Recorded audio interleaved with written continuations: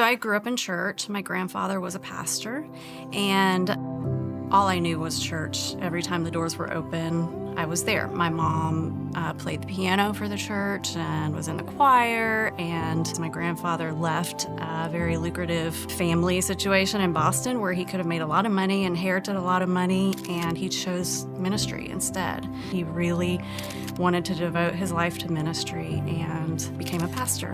My grandfather and my grandmother, when he retired from the ministry, they went on to be house parents at a boys' home. And so the generosity that I think have felt came from my grandfather and my grandmother being so generous, and that just made a huge impact on me. When Joby and I met, he was a youth pastor, and he had always said he would never be pastor of a big church or lead pastor of a church at all. He said youth ministry was his passion. We got married in Virginia in 2000, and 9 months after we got married, we moved to Athens. It was really difficult for us. I remember we were living in an apartment around University of Georgia, and we were surrounded by college students, and I remember thinking, oh my goodness, what have we done? We are living amongst these college students, and we're probably just as poor as they are, and we just don't have any money at all, but we were just trying to follow the Lord and do what He told us.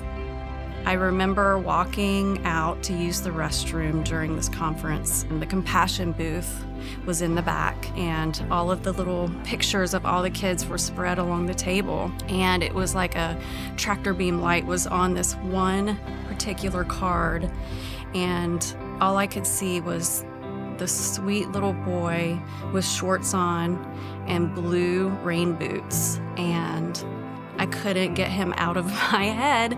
And so I come back and I pick that card up and I take it back to where we were seated. And it was dark, and Joby could see that I had something in my hand, and I just handed it to him. And I said, this is Blue Boots, and we are going to sponsor Blue Boots.